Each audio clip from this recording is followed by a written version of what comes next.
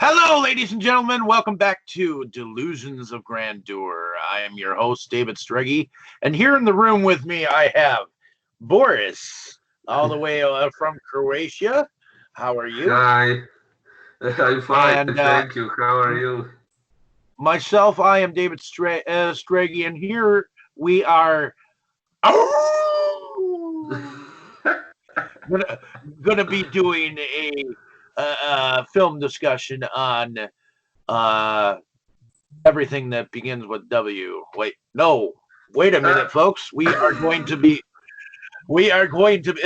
going on about Haunted Honeymoon from 1986, which was directed by Gene Wilder himself, who stars as Larry Uh, Abbott, along with his wife Gilda Radner, in real life, Vicky Pearl, and what I'm going to do is I'm going to read you a little bit of a synopsis here.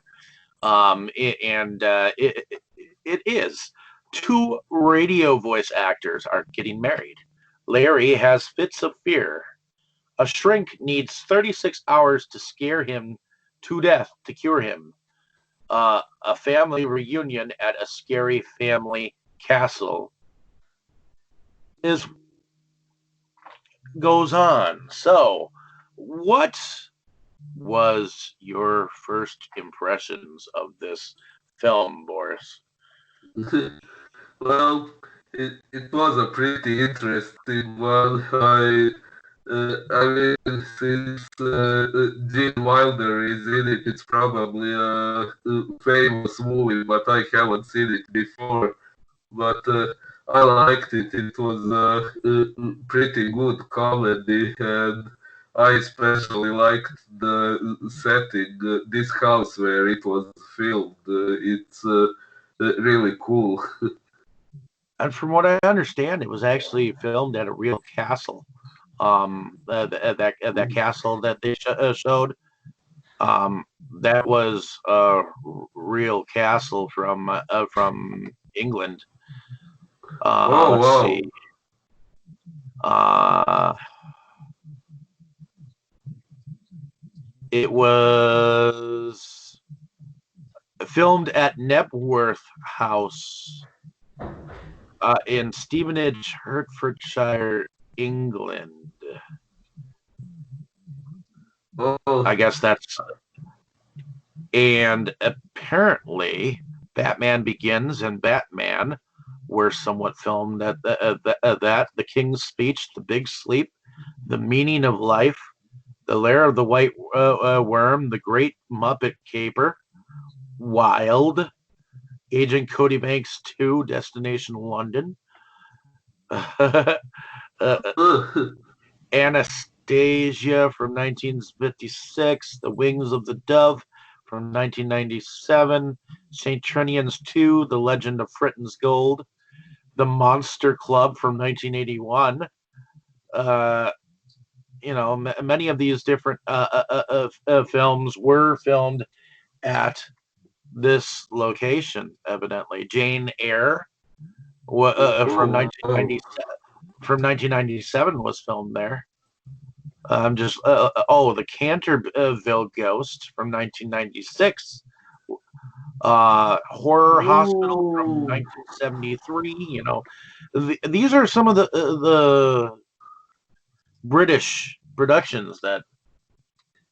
this Canterville Ghost sounds familiar. I think I watched it on TV once, but it was a very long time ago, so I don't really remember much from it.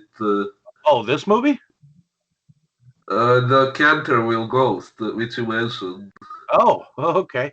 Yeah, there were four different versions of that particular movie. Oh wow! I didn't know.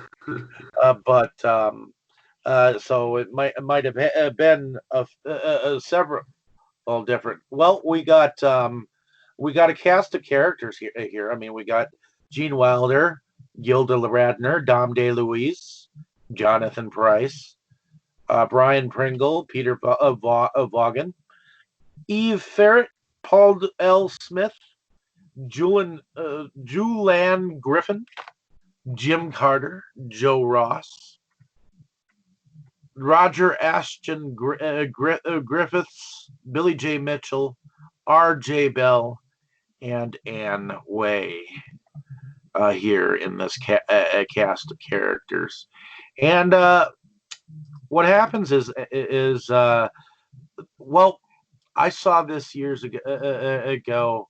I absolutely loved it. It was madcap madness. With, I mean, it went from being scripted to, I think, being improv. I mean, it's like they made it up along the way, and it went from Wow.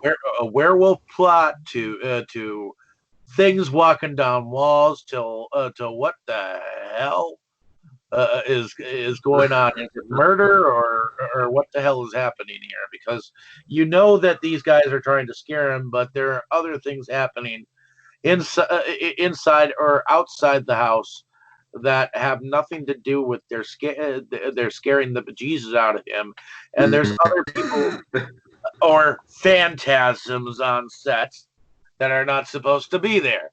So Yeah. to me, I I mean, I like Gene Wilder. He's funny. He's entertaining, and I like the part where I like the fact that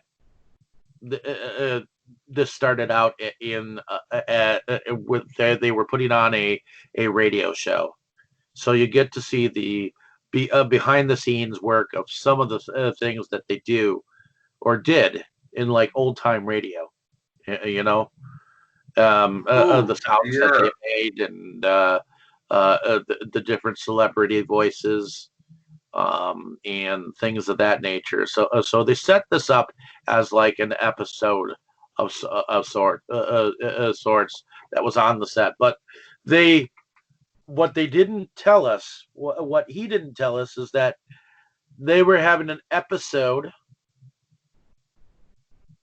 about an episode. So it was like a story within a story, within a story. Yeah. So that's the thing that when I first saw this, I did not expect. I did not expect them to go and break a few rules, and that telling a story about this radio story that's within the story itself. Yeah, So, I understand. so what do you think of Larry Abbott as a character? Well, he was actually a pretty surprising character. I mean, at the beginning, he seems rather goofy with his obsession with whether his tie is straight or not, and so on. It doesn't seem very serious, but then later on, when we find out what happened to him in the childhood and what led him to becoming like that, I was like, wow, I didn't expect this. I mean, his backstory was a bit darker than I expected in a comedy. It was. I mean, it definitely had a darker feel to it, which made the comedy a little bit more drier, if you know what I mean. When you think of dry humor, this is what you think about. But in the very beginning of this film, we have what looks to be an old lady struggling to get outside of a mansion. And she Uh, finally opens up the window when we realize that she's been stabbed. And that's when she slumps over and the wig falls off, and we realize it's actually a man. And a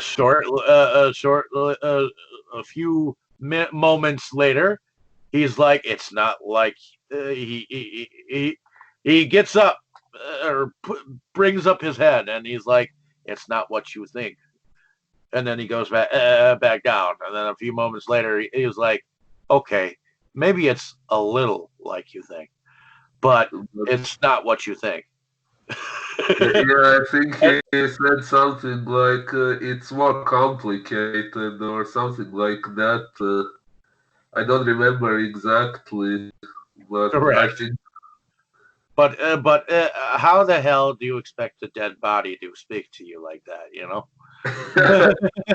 Uh, well, actually, at that point, I assumed the guy wasn't really dead, and I thought he was going to appear later on. But yeah, in the end, he didn't appear alive again, which did actually leave me wondering how this scene at the beginning was possible. Well, to be honest, so apparently Larry Abbott is marrying the lead actress of um the show Haunted Honeymoon, which is a radio personality show that Larry Abbott and Vicky Pearl are part of. And apparently, Larry in real life supposedly is having wedding jitters. So his psychiatrist suggests to take him, and the producer is ready to throw in the towel on him because he keeps getting frightened at everything, and messing up on the show. So apparently, a family reunion is what is needed at this scary place. So that is where that scene comes in where he's like, is my tie straight? And she's all trying to sing something. And believe it or not, right after that time moment, do you realize that she's either singing or humming "Who's Afraid of the Big Bad Wolf"? No, I didn't notice. I noticed that melody later on when the Yeah, when the piano was organ played. apparently. The organ played. Oh yeah, yeah. Uh, yeah, I remembered it wrongly, but yeah, this you say Vicky was humming it at the beginning. I I didn't notice that. Yeah, she was either whistling it or humming it or something like that. She's going like,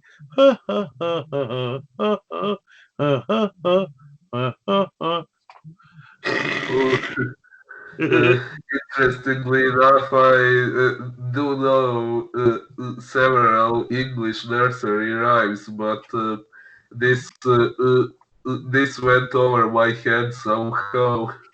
Well, and while they were doing the radio broadcast, they did a scenario of because apparently in the Haunted Honeymoon radio show there is a werewolf involved, and so he's got to do some. But so one of the things that she suggested to do is to start using every single word in the book that starts with the letter W, Uh, so that he starts to mess up words. So when she says something about whoa, yeah, and then he begins stammering. yep. So ultimately, when they get to the home, what did you think about the butler?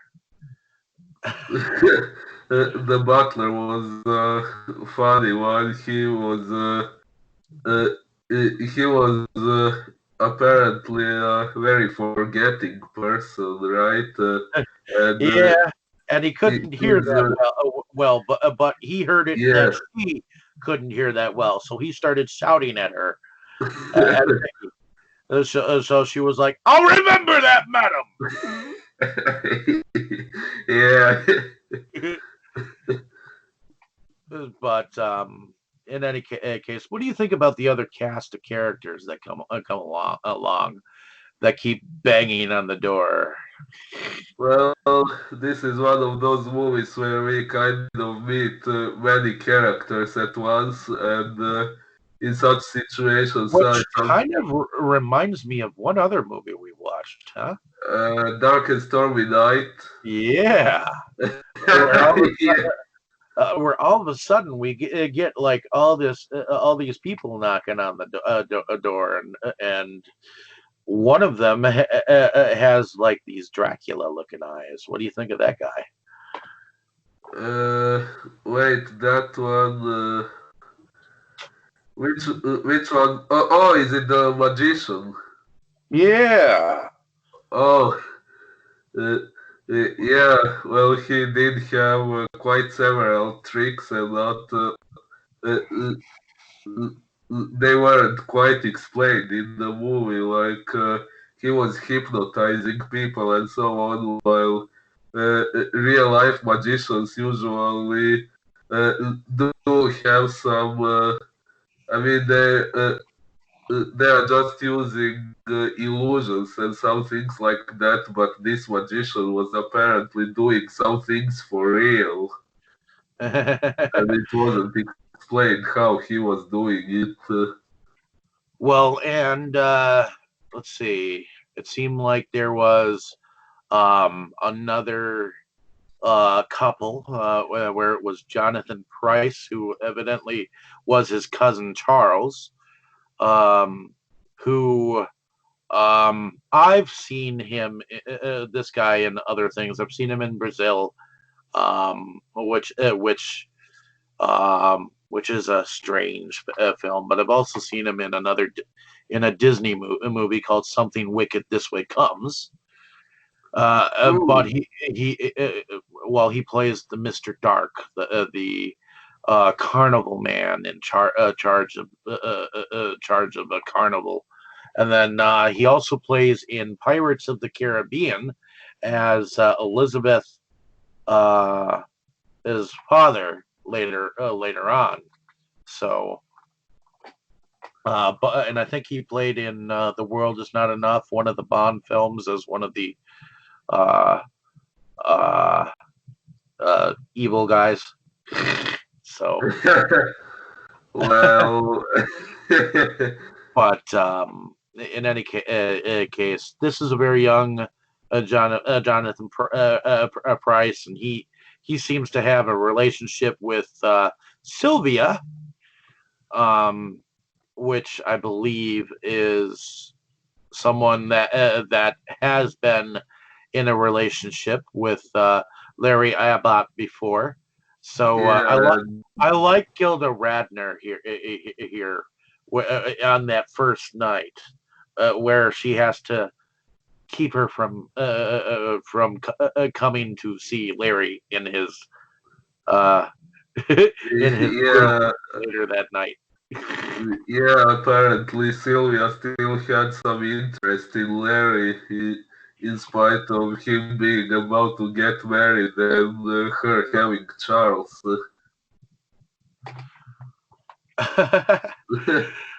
What did you think about his reaction, Larry's reaction to the snake in his room?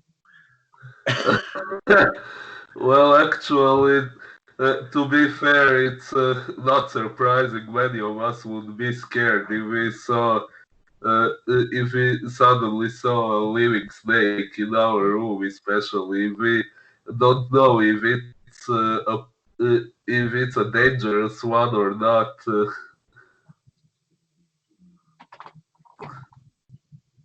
Uh, did you expect to see him up on top of something?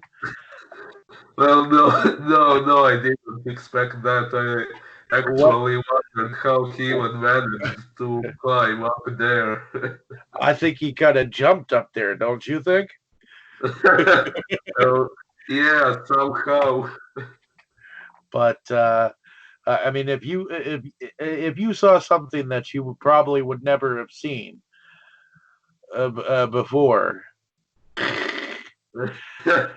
or something that you're scared of, wouldn't you jump out of your socks like that?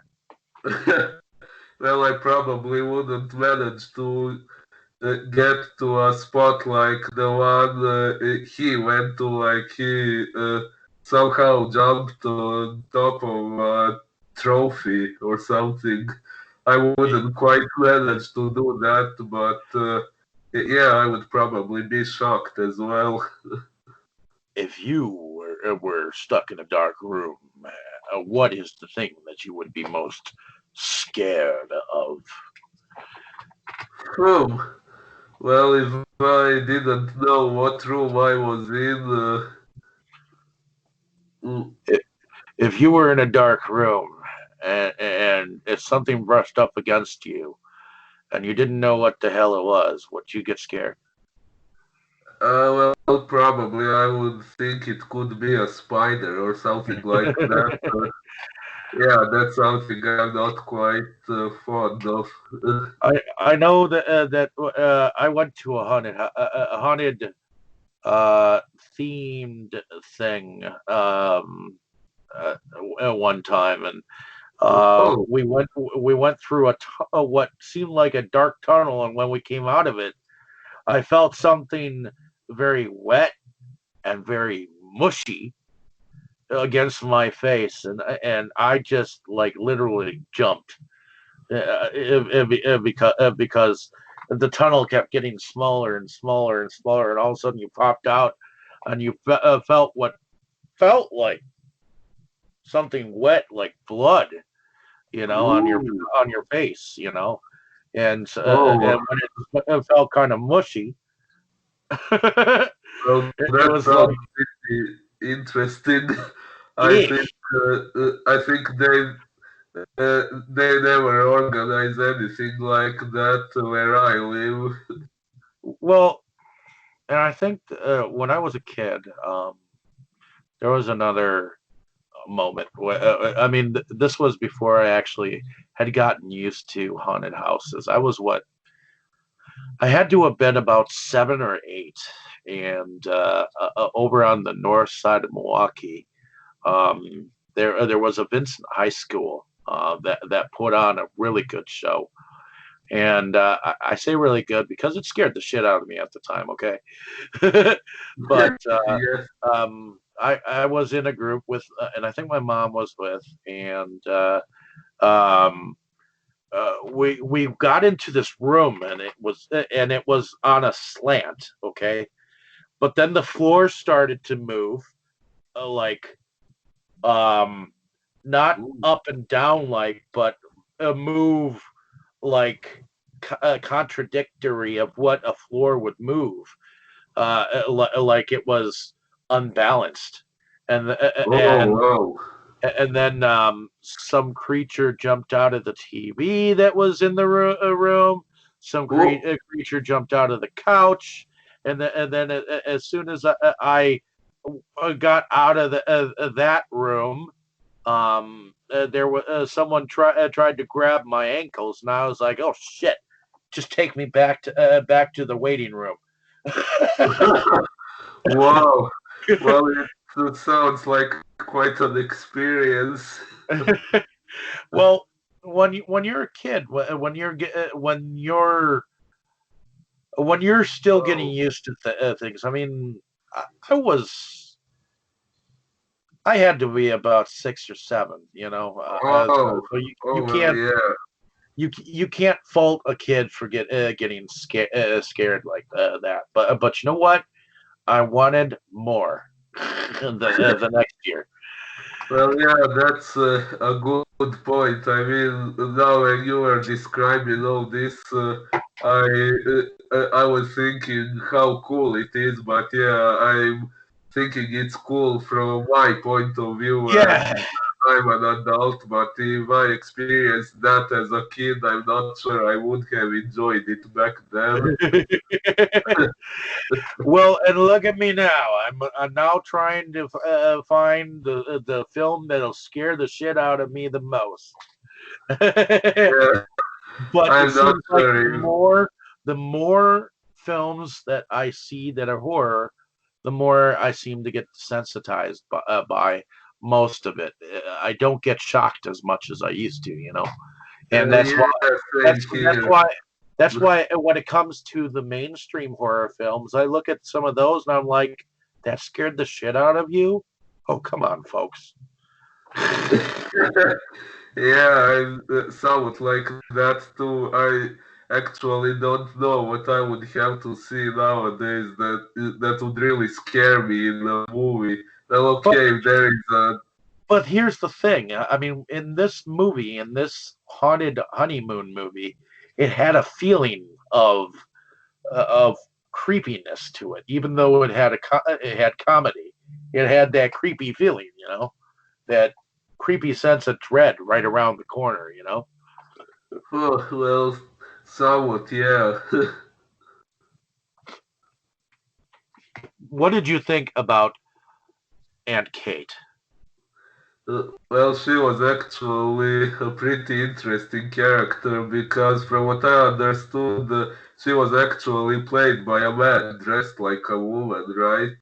Correct, Dom DeLuise, which he was definitely a character because he's been in a lot of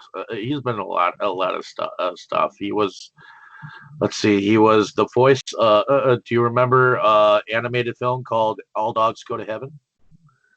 Yes, although I watched only a Croatian dub of that movie, so it had other voice actors. Well, we'll have to go and do an All Dogs Go to Heaven double feature moment Oh, down the road. But we could. Itchy the dog, he was the voice of him. Oh, Um, in wow. Secret of Nim, he was Jeremy. In the Cannonball Run, he was Victor Prinzim. In Spaceballs, he was. Um, let's see. I know he's been in other stuff. He was in Sequest. He was Tiger in An American Tale, and An American Tale, Fievel Goes West. Whoa. Wow. uh, he was in Happily Ever After. Let's see, he was in Oliver and Company, the Disney version, Disney animated film. So he was a voice actor a lot of times, but he was part of the comedy stuff. He was Emperor Nero in History of the World Part One. He was in Smokey and the Bandit 1 and 2. Uh, let's see, Every Little Crook and Nanny, The 12 Chairs. So he was definitely okay. So The Glass Bottom Boat. He was in the Munsters on one episode. Yeah, so he's been in a lot, but he was also a relatively large man. Yeah, I was wondering if he really was that large or if it was just a costume for this movie. But um, what did you think about his hysterics as far as the werewolf goes? uh, yeah, it was interesting. The great Aunt Kate was saying something about one of you in the house is a werewolf, right? From what I remember. Yeah. because she thought that one of them was the werewolf, and yet the werewolf was still trying to was somewhere inside the house, hiding behind that faucet area or whatnot. Yeah, but also one person from the house actually was, well, not quite a werewolf, but the same thing. The other one was the other werewolf. What did you think about the wife of the butler? Oh, this woman Rachel, right? The maid. Correct. Uh, she, she was also a funny one. Like there was this scene when she jumped on Larry and started to kiss him because she got excited. Or was it someone else? Did I mix it up? Well, right before that, it was Sylvia who was giving him all kinds of kisses, but he Oh blamed yeah, it it on was her. he blamed it on Rachel the maid. Oh yeah, but then Rachel actually did it too, right? Yeah, I think so. Eventually, but when she answered the door for that magician, she answered it all like, "Well, what are you here for? I don't recognize you. You're not on the list." Yeah, that's also a bit like dark and stormy night. But and then of course he comes in with that big ass suitcase, and then let's see, what did you think about the dog that was involved? That Benji looking dog. Well, the dog played a very important part later on, and yeah, it was cool. You know I like animals. What part did he play? Well, the most relevant scene was when Larry was buried alive, and the dog was the one who sensed him being down there, and that made the great Aunt Kate able to dig him out and save his life. Now, what did you think about the character of Charles? Well, throughout the movie, I didn't actually have much of an opinion about him until we found his secret out, uh, which are we going to reveal it to the audience?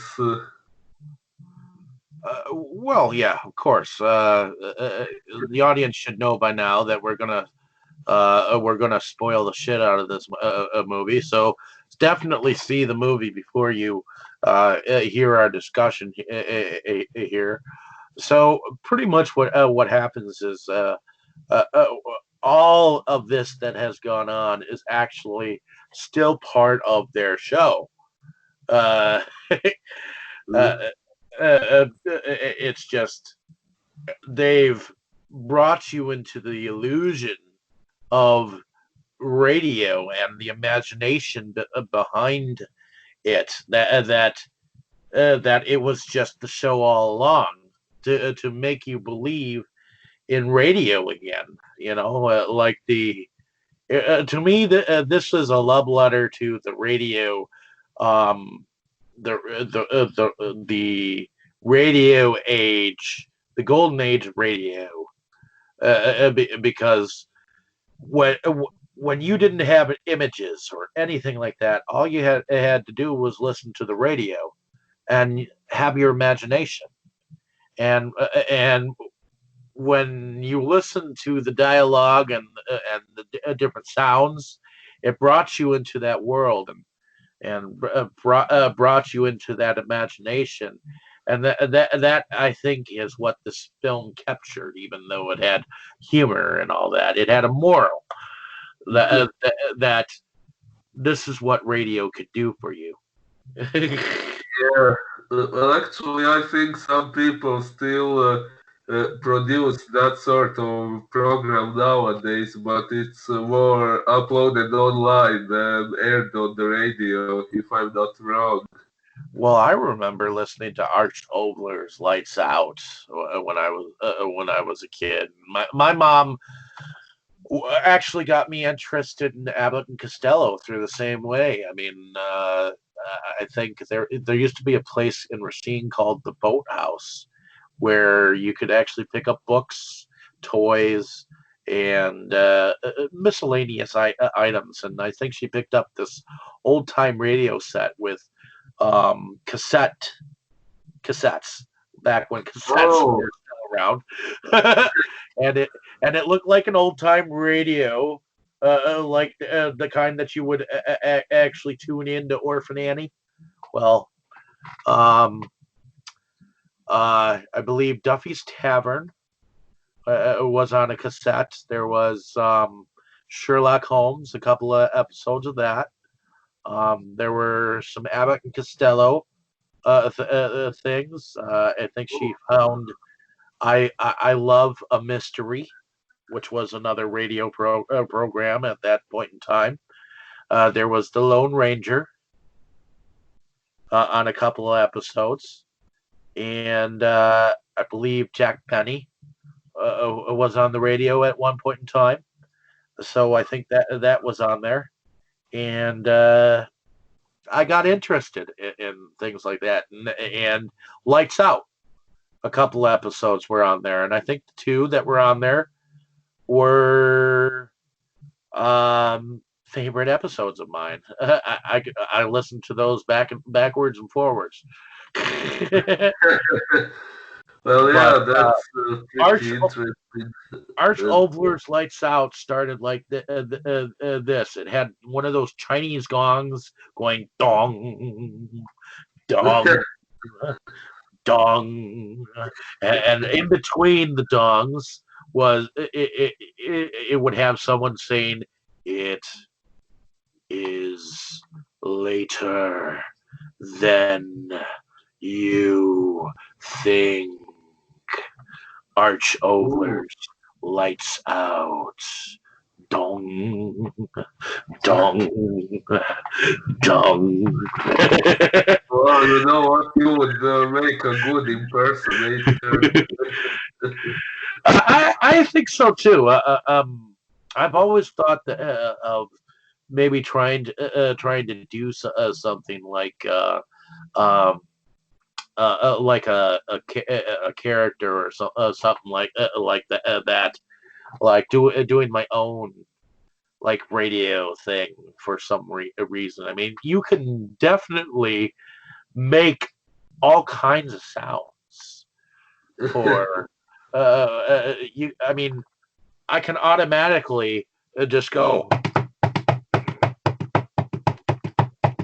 What does that sound like? um, I,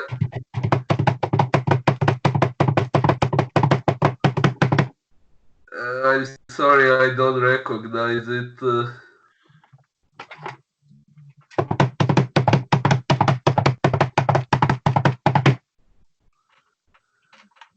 Um, That I sounds don't. like a horse. I'm sorry. Like what? Like a horse. Ah! Oh, yeah. I get it now.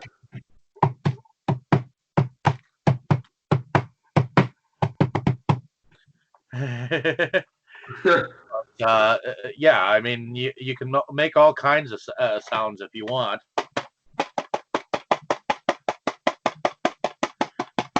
You know, so yeah. or you can even. I mean, nowadays you can bring up YouTube and find actual lightning storms to have in the background. So Yeah, all of a sudden, uh, I used to be able to produce a lot of weird noises with my voice.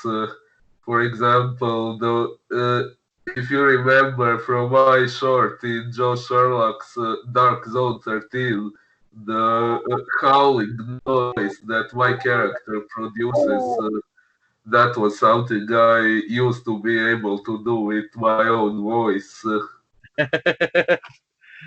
well, and you can create all kinds of, lightnings.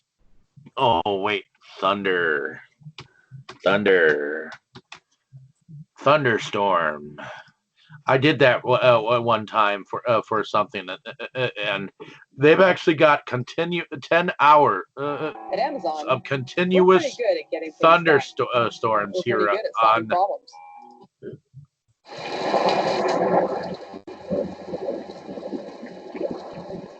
I mean, you can have this in the background.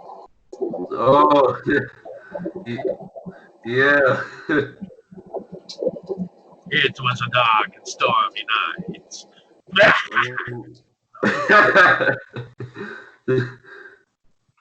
But in any case, I just wanted to give some examples of some of the sounds that you can create in a something of a setting like that. What did you think about the werewolf? Um, Even though we found out that it was a mask, that looked like some pretty decent makeup. What do you think? Well, yeah, although I somehow expected it would be a human character wearing a mask. Uh, I somehow knew it wasn't going to be an actual werewolf. I was trying to figure out how the fuck they got the person to walk down the wall. Oh, well, yeah, in real life it was probably some special effect, although, yeah, I have no idea how they did that. But story-wise, I thought it was some trick by this magician I, who was. I did like the candelabras that went down the hallway. What did you the ones that were held out by the arms? Oh, oh yeah. I think when Larry was passing there, someone's hand was holding the candles, and maybe that person was supposed to do something to scare Larry further, but he just walked further, and they were too late to do it or something. If Well, I if didn't you noticed, misunderstand it. it seemed like those candelabras actually were came on as she went down, or it looked like they were torches. It's like someone turned them on to turn them into candles. Um, and yeah, one of the arms moved. That was a good camera angle. Where you saw the arm move for just 1 second, and she looked back, or he looked back, and it was a statue again, of course. But it, it was supposed to be just a movement out of the corner of the eye, so that you felt like the house was alive. Yeah, but I mean, since the whole story was about this psychiatrist who organized all these people to scare Larry, it made me Yeah, assume that there would be a reasonable some of it, explanation behind everything. I do believe was supernatural elements. Well, could be. can You we mentioned. can we explain the person walking down the wall? Uh, well. Probably not, although while I was watching the movie, I thought it was some trick performed by this magician who we had in the story, but I Maybe. wasn't sure. I wasn't sure either. We couldn't exactly point fingers really and figure that part out. But we did figure out that it was someone that was wearing a mask because he saw the mask later on. Um, uh, but we also never figured out who the wolf was at the very end either. So it led us to believe that it was someone else entirely continuing the werewolf tradition. Yeah, either that or the previous werewolf survived somehow. I mean, uh, he fell down through the window, but we didn't see his dead body. So uh, it's also possible that he somehow survived. It's possible. But then again, there was also the dead body that you were confused about too before. That was underneath Gene Wilder in the grave that he rolled into. Uh, Right. yeah, I did get confused for a moment, but then I But figured it out. so yeah, I think it was the body of the guy who wore the werewolf mask who got murdered by the magician in the wine cellar. But we weren't entirely um, apprised. We weren't entirely shown that that was him. But we know that there were several dead bodies. Yeah. What did you think about the sheriff and his fanboy of the show? Uh, they were funny. You're referring to the scene when they arrived and heard Larry and the butler arguing in the cellar and yelling murderer at each other, right? Right. And then, of course, he sits up and uses the butler's legs as his own legs. That was kind of a funny part to me. Of course, when they start to leave, he still yells murder. Yeah, that was actually pretty clever. I mean, when they came down there and Larry managed to make it look like all of those noises were made by him as a part of his rehearsal. Well, and that wasn't their only encounter. They encountered them two again in the graveyard with the dead bodies. And how the hell could they not tell that those were dead bodies? you know. Yeah, and I was also wondering how Larry was able to dance with a dead body like it was alive. So to me, Gene Wilder is definitely a kook. To me, to be able to portray that craziness, and the butler too. I mean, you imagine he's like this British giant, of a man. I mean, he is a big guy, the butler, Yeah. and his wife is tiny, like this frail little shit of a girl. But um, he he had to be having a humorous moment there too, because he was sitting there playing along with him. But in any case, Yeah. what did you think about the movie as a whole? Though, did you enjoy it? Yeah, I did enjoy it. Well, like I said, there were a few moments when I found it a little confusing, but I managed to figure it all out in the end, and it was a pretty funny movie. I liked it. Well, and it did have that kind of whodunit feel about it too. I mean, uh, but in any case, what did you think about the practical or the effects of the film? Did you like the way that everything seemed to play out? Um, did I did you notice any effects that? I mean, all the effects were obviously done practically. Uh, yeah, well, probably the most noticeable effect, the one that we have already mentioned, was this man walking down the wall. That was pretty amazing, and Well, and Gilda Radner had to go through the brunt of it, by wearing that wedding dress and going on that pulley looking thing.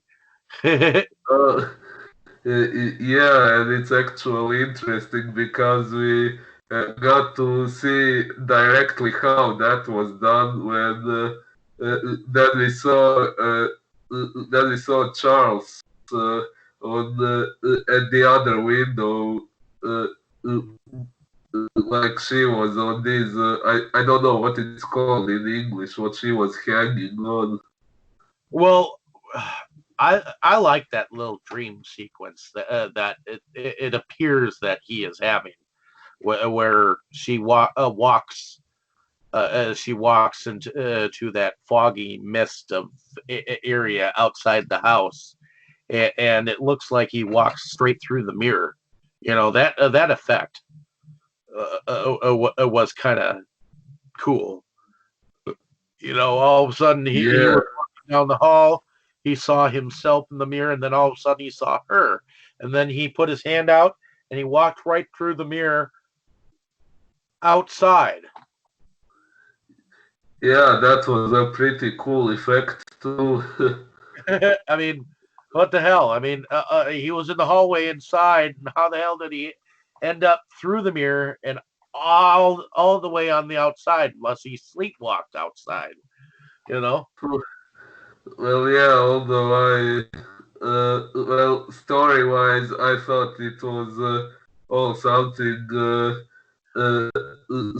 done by those people hired to scare Larry there. Yeah. Oh, and another interesting one was. Oh, what were you going to say? And yet there was a piano that played on its own. How did that I happen?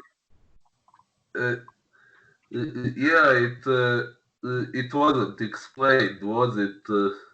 No. That piano played the Big Bad Wolf, right? Yeah. Yeah, and another cool thing I remember is this robotic zombie arm. That Yeah, the robotic zombie arm that shot out of the ground, where he had followed it to the lightning machine that apparently was there. So I I myself find this entire film amusing. I mean, I liked the effects, the practical effects, and I liked the fact that they made the inside of the house look like it had not been used in like centuries because of the cobwebs all over his room. I mean, my God, all those cobwebs on those books of his. You'd think that he wasn't there for several hundred years, you know. But indeed. I mean, of course, there were not layers of dust in the foyer or anything like that. It was just in the rooms where there were cobwebs of many kinds. Yeah, like I said, I really liked the castle. It was really cool. Oh yeah, but in any case, what did you think about the music involved in the film? Uh, Oh, uh, and I did mention that Gene Wilder was the director uh, of this whole thing. So this was, I believe, this was his first. And believe it or not, oh, Gene Wilder is was born here in Milwaukee, Wisconsin. oh, wow! In the So same town where you live. correct. And Wow! this was not his first film that he directed. He directed back in 1975. He directed The Adventure of Sherlock Holmes' Smarter Brother, The World's Greatest Lover, Sunday Lovers, and The Woman in Red before he directed this film in 1986. So, Oh, that's pretty cool. but he was uh, he was in many things. He was in Bonnie and Clyde in 1967.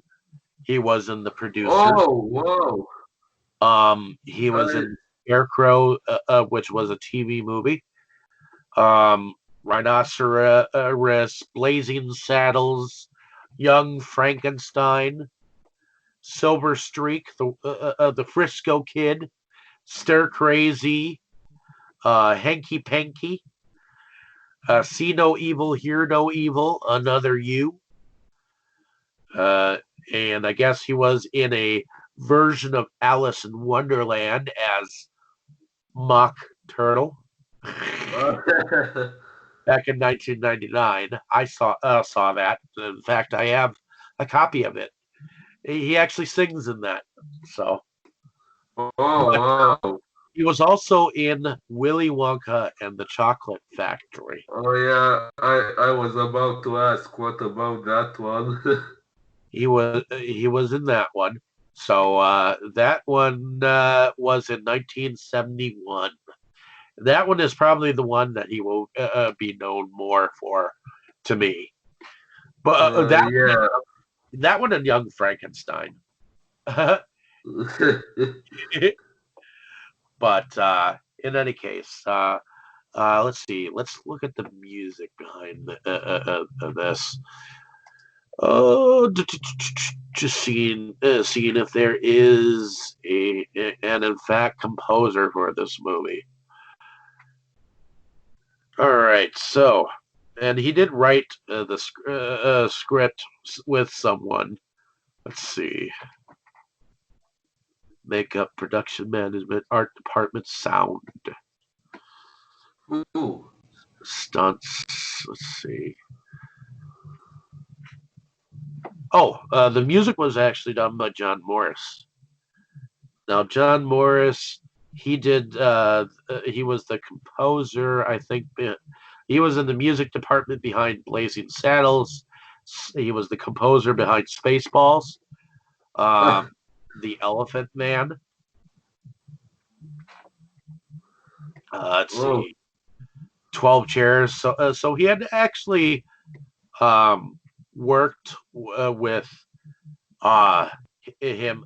See, Gene Wilder was a regular actor for Mel Brooks, oh, and Mel Brooks was like to me, he was a from what I understand, he was a godfather of horror as well as um, a godfather of comedy in the sense of weirdness. yeah. He was of the Monty Python generation, kind of. So to he led the comedy in the 70s and the 80s for sure. Um, Mel Brooks did, and let's see. Oh, he was also a composer. John Morris was the composer of a movie called The Doctor and the Devils, which is a variation of the story of Burke and Hare, which I've been working on a theory myself where Burke and Hare is related or connected to the story of Frankenstein. So, because Burke and Hare were grave robbers, and what they'd do is um, they'd go and collect dead bodies for doctors, but they always wanted fresh ones, so they ended up killing people and bringing them to the doctors, and eventually getting found out these were real people that actually supposedly were grave robbers and made money off of it. Oh So, my. but in any case, uh, moving on. Did you have a favorite scene that you might want to take from this particular film? Oh, that's an interesting question. As you probably noticed, I usually like the culmination scenes the best, and it, yeah, when we discovered who the murderer was, and when we had this final encounter with him, that was the most intense scene. Although I also really liked, although we have already mentioned it a few times, but the scene with the guy walking down the wall, that one was really impacting and made me wonder, wow, how did they do this? Here too. I there is another movie that I remember that where it had someone walking up and down a wall similarly, and I wondered how they did it. Uh, but it has Which nothing movie to do with was it it? that we have coming up. We'll have to go back to that. Um, Although she does start out in a haunted house, so maybe we can once we go through haunted uh, honeymoon from the 1940s. Maybe we can do the new adventures of Pippi Longstocking. Oh, I don't mind. uh, in any case, let's. My favorite scenes. I would have Yes. to say that one of my favorite scenes is when when they're doing the radio stuff, and he's trying to say the word wool. And that's one of my favorite scenes. Woo, woo, woo, woo, woo, woo, wool. Uh, Uh, yeah, when Wolf. Woo. No. yeah, he's get. Again, where when he's talking to the newspaper people, and they asked how he asked her for marriage, and she said, "Well, he I had I don't mind saying it, boys. He got down on one knee, and then he went, oh." Yeah, So that I, part was so I turned surprising. so I turned to my fiance and I was like, "So that's what I do. I get down on my knee and I go, oh." Is that Imagine how if I someone ask you out? actually did that. Is that how I ask you out here? But in any case, uh, uh, of course, I like that dream sequence where, I mean, you can't help but think, how the hell did you end up going through a mirror and outside? You know, it's like, how did they do that? And of course, that walking down the wall scene, that was kind of cool. And I enjoy many scenes, so I can't really pick just one. Yeah. Um, I mean, I like the scene where he's knocked the butler out and he's using his legs as his own, and the legs keep coming Oh, up. uh, oh, and another funny one was when the dead body of cousin Francis was in Larry's bed, and he didn't realize it was a dead body. He thought it was Yeah, his fiance. and I didn't know how far he was going to take it too, because he was like, I guess you expect me to make the first move. So he was getting on top of the body, and it looked like he was trying to Uh, position his penis where, somewhere. And yeah, and that's when then he probably noticed, hey, honey, you're a little thick in the middle, aren't you? uh, yeah, and then when he noticed that it wasn't really her. Well, I was wondering when he was going to notice. So, Yeah, same here. but I mean, it has funny moments throughout. So I relatively enjoy this movie. I enjoy it every time that I see it. Ladies and gentlemen, I certainly recommend this movie for all ages. Well, maybe not for all ages, but I definitely recommend this movie to those out there willing to check out a zany, hilarious film. And it's got some dry humor, okay? But the dry humor worked for its time, and I do think that it holds up. Oh, I mean, this was from 1986. Yeah. So to me, the humor holds up, and it's very sad to me that Gilda Radner died at a very young age. Uh, Oh, she died of uh, uh, she died of cancer, I believe. Uh, oh my. at How the age, old was she? let's see, let's look. Where uh, Gilda Radner. She died at the age of 42 in, Oh, in oh my, that's horrible. May 20th, 1989. 1989, so it was only 3 years after this movie. Correct. Oh So, my. and she wasn't in Hanky Panky, but she wasn't. I mean, she was liked by a lot of people. I mean, let's see. She was in The Last Detail in 1973, Dr. Zonk and the Zungans, The Raiders, The Gift of Winter, The Ruddles, All You Need Is Cash, Witches Night Out, Olympics.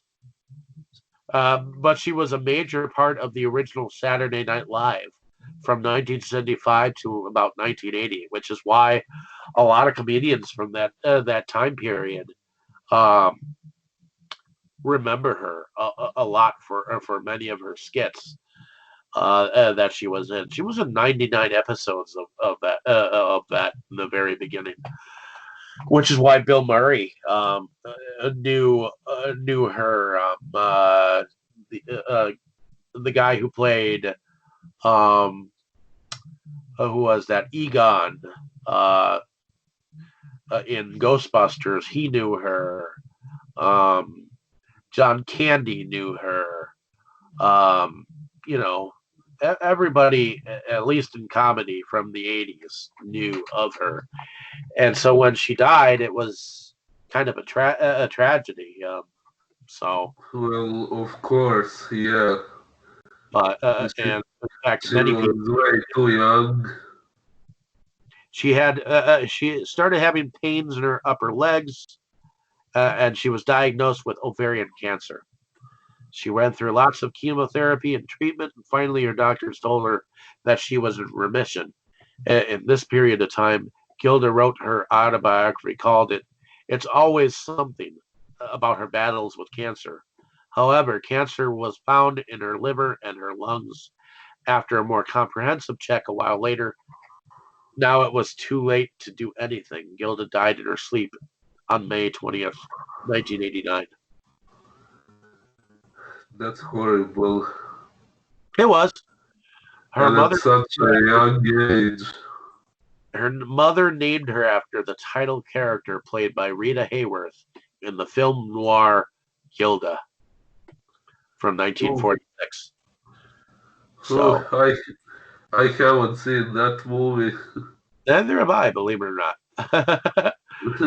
I'll have to see if I can't find a Rita Hayworth collection so that we can maybe watch some of that. But believe it or not, I have a lot of comedies and stuff like that. So if we ever wanted to check out some earlier films, I just figured we'd catch a lot of those whodunit mystery kind of films while we're at it. Well, yeah, there definitely is a lot of those. Well, I figure after Haunted Honeymoon, we'll do that New Adventures of Pippi Longstocking, even though that's not the original films that with her involving her. Evidently, there were 4 films before that. That particular film, but that's the one that I remember her walking up and down walls with. So it's a fun one. It's more kidsy, but it is fun. So um, yeah, I think you'll enjoy it. But in any case, Probably, let's yeah. wrap this up here. So, ladies and gentlemen, I think that's all the time that we have for today, folks. My friend Boris here is from an anthology and a short film called. The anthologies are. Well, why don't you tell us, Boris? Oh, oh, well, thank you for bringing it up. I always enjoy talking about this. Well, my horror short named Boris, at first it appeared as a bonus short in Joe Sherlock's anthology, Beyond the Wall of Fear, but then a longer version of it with some more story appeared in his anthology called Dark Zone 13. Correct. And it's actually interesting you were mentioning that because a moment ago I saw your cigarette lighter, which is, I think it's identical to one we had in Boris. Oh, the blue one. Yes, I think it's. Can you maybe show it again? I think it's probably the same. Yeah, I think it's. I don't have it right here at hand, but yeah, I think the one we were using was the same shade of blue. It was in a scene when certain characters were lighting a candle, and we had a lighter, which I think was just like that one. Awesome. And my name is David Strege. I run Inside Movies Galore as well as Delusions of Grandeur, where a lot of times I will go on about video pickups and video reviews. And I've been slowing down as of late, but I definitely do have some interviews on the Inside Movies Galore channel that you can definitely check out. I guess later on tonight I'll be going on with couple of friends of mine. I guess on a podcast, possibly. And tomorrow night we are going to be podcasting about The Philosophaster as a pre-show, and after that, the Inside Movies Galore crew will be continuing the prehistoric month that we have been enjoying where last week we went on about Quest for Fire and another film last week. This week we're going to be going about the animated Pixar film Ice Age tomorrow night. So definitely check that out. But other than that, ladies and gentlemen, thanks for listening to our ramblings on this.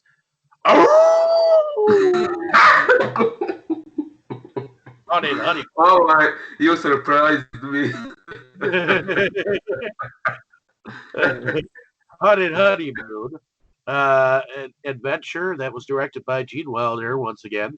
So thank you for listening. Have a great day, evening, or morning, wherever you are, and just enjoy the film. I mean, let us know down. Yeah, thank you for listening. Let us know down in the comments what you thought of the this particular episode. Whether you have seen this film yourself, I enjoyed it, and I recommend it to all of you.